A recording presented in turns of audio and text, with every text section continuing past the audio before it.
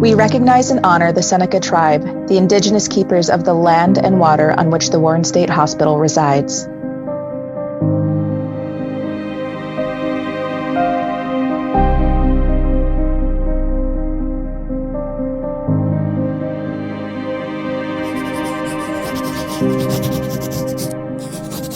Hydrotherapy rule number 3.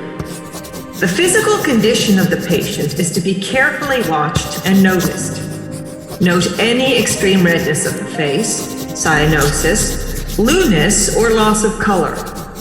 Record the pulse rate of the patient at the same time that the temperature of the water is taken. In case the patient is showing any alarming symptoms, the tub should be at once drained, the patient removed from the bath, and the supervisor and physician notified. Thursday, June 22nd, 1905. Good evening, mein Katzen. Today, the nurses were talking as if I couldn't hear them, referring to me as an epileptic maniac. Such a title. Might I get a crown to wear with that, please? I fear my returning seizures will get me transferred to Ward 3 or 4, and we know the closer you get to Ward 8, the more insane you are. Good news, Anna and I are working in the laundry. She is as old as Mama, but pleasant enough company. While in the tub, I have the most peculiar dreams of Anna whispering stuff and nonsense to me. How are you getting on, Clara? Let's take a run and a jump to your farm pond from long ago. Don't be afraid. I've led the way many times before. Anna? It's a good day for drying. Give it a lash. I'll be back for you. Can I recite my poem to you, Mama? Sure thing, Clara. My kitten has stripes, mostly brown, black, and white. She meows when she gripes, as she's had quite a fright. Nicely rhymed, my dear. It won't be long before the leaves change, and you'll be back to your schooling. 10 skips. Can you top that? Step back now. 1, 2, 3, 4, 5? Never mind. Let's sit a spell. Do you think I will die in the asylum? It's terribly scary when I have a fit. Tarnation, child, you do confound me so when you ask me such peculiar questions. What fits? What asylum? Might you put down that Frankenstein book? Such things for young ladies. It's a good story. It's about a monster that Dr. Frankenstein puts together from dead body parts, and he brings it back to life. Mary Shelley wrote it, and she's a lady. Heavens! Just frightful. Are there asylums? No, Mama, no asylums. But it is rather scary in parts. Everyone is afraid of the monster and they want to kill him. But I rather feel sorry for him. It's not his fault a doctor sewed him up together like a crazy quilt. Let's have no more talk about Frankenstein. Look here. I picked up this journal from the Mercantile. There's lined paper inside where you can write and record things with your inking pen. Thanks, Mama. Another thing, Clara. Yes? I taught you to obey your elders and the menfolk. Yet, I encourage you to go to court against your father and husband in this situation. It may seem sinful at first, but you must stand up for yourself. Remember, even a cat may look at a king, and being a woman with fits should not be cause to lock you up. Unfortunately, I have little say in the matter, but listen to your friend Anna. She is wise as she is old, and I understand she can dance a mean hornpipe. Mama? I hear her coming down the way. Do you think she can show me how to do a jig? How are you getting on, Clara? I searched every inch of the grounds looking for you. Taking a breather, are we? I was visiting with Mama. I remember me, ma'am. Back in Carlow. Crack on. We got to be preparing. Now what Egypt is getting you ready for the funny farm? My husband, Alexander Bickle, and my father, Abraham Fox. Aye, husband and da. Have they sent a doctor to see you? I don't rightly recall, Anna. Things are hazy. The scallywags are needing 2 doctors' statements to be put in your way. I can look back in my journal. I might have jotted their names down. Jesus, Mary and Joseph, you're looking knackered, Clara. Mind yourself. Drink some water. I need help over here. Good Lord, she's seizing again. Get the tub drained, stat. Yes, ma'am. Clara? Rule number 4. Conduct of the patient, such as noisiness, singing, shouting, nuttism, and suicidal attempts should be noted. Also, any expression of delusions or evidence of hallucinations. June 23rd, 1905. Dear Kitty, though exhausted, I found myself yet again stir-crazy in a tub with Nurse Baird and Thompson flitting about. Daily they announce there is to be no hilarity, singing, whistling, noisy talking, loud laughter, or joking between the patients. Quiet only, please. The hours tick by slowly as we're only let out of the tubs to toilet. I do fear drowning if I have a bad seizure. My only source of relief are my absurd daydreams. Anna, row harder. The waves are swelling quite high. I can be seeing that for myself, child. She's a brewing quickly, so it is. We have to get to the ship. Please, Anna, keep trying. We'll be getting you there, lass. I can see the name on the bow. The Lafayette. My, she's quite a freighter. Will she weather the storm? Not sure that we will. So it won't be much mattering. Do you hear the hollering in the wind? It's not your banshee, Anna. Not today. Not now. We've got a date at the court and we're not missing it. Aye, sweet Clara. Batten down the hatches. Full steam ahead. Row! Row! Row! I should have snuck you in a sack, Kitty, and taken you with us.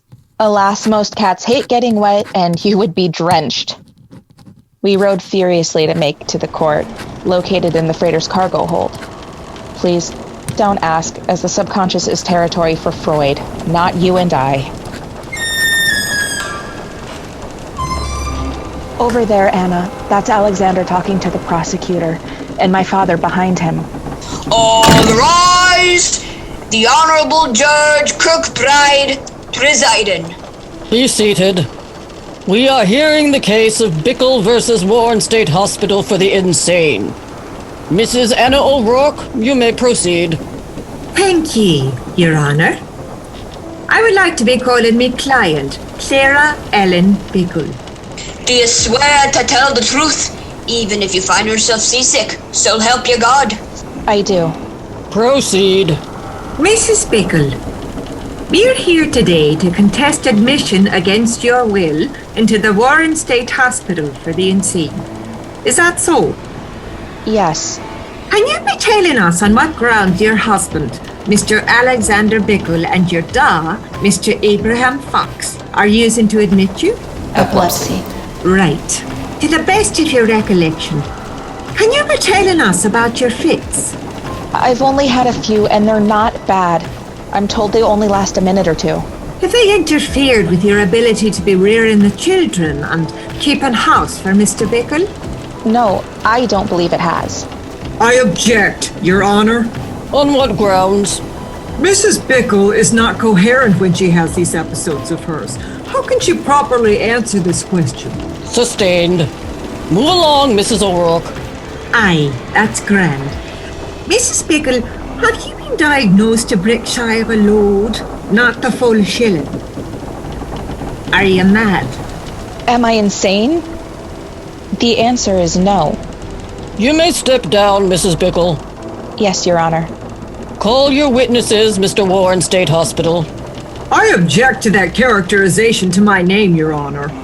Object all you wish, Mr. Insane Asylum. I'm running this ship. Court. Ship. Yes, Your Honor. The prosecution would like to call the husband, the father, and the 2 doctors. At the same time? Yes, Judge Kirkbride. I don't want to take up your afternoon, as we both have a tea time at Foxburg at 4:30. Ah, yes. So we do. Bring the gentlemen up and let's dispense with the swearing in, as they all look honest to me. Yes, sir. Gentlemen, thank you. As I indicate to each of you, please read your prepared statement. Alexander Bickle? As Clara's husband of 15 years, I can say she's a good wife and a fine mother to our 3 daughters. Yet she cannot be trusted to not have a seizure at any time. Our youngest is only 5. I'm so sorry, Clara. Me too, Alexander. Thank you. Mr. Fox? Clara grew up working hard on the farm, our oldest of 10. Yet she did have some peculiar fits on and off before leaving her mother and me. Alexander has told me they have become more frequent and worse. I am sorry, my child. It's for your own protection and for your children. Yes, Papa. Thank you. Doctors 1 and 2? We have examined the patient. Clara Ellen Bickle, and have dutifully filled out the notarized forms for admission. Thank you, doctors. The prosecution rests, Your Honor. Please take your seats. Upon examination of the information presented to me at this time, in this court, on the Lake of Erie, I ask that the defendant stand before me, alone. Mrs. Bickle? Yes. Within 2 weeks, you must be received at the Warren State Hospital for the Insane. Unless indigent, you will be expected to pay your expenses. You will be made perfectly clean and be free from vermin or any contagious or infectious disease. You will be given garments, shoes, and such for your use. It's off to the golf course, gentlemen. Forward! Nurse Thompson, get this tub drained. Right away, Nurse Baird. Stay with us, Clara. You're going to be all right. I'm not sure how much more of this I can endure, Kitty. But endure we must. Rule number 5. Time of removal of patient from bath is to be noted in the book. And if removed for special reasons, the reason shall be indicated. After the bath, the patient must be carefully dried and rubbed down so that a glowing is produced in the skin. And precautions must be taken against the patient becoming chilled. In 1997, I was a 36-year-old mother of 3 struggling with depression who found herself hospitalized on suicide watch not once, but twice that year.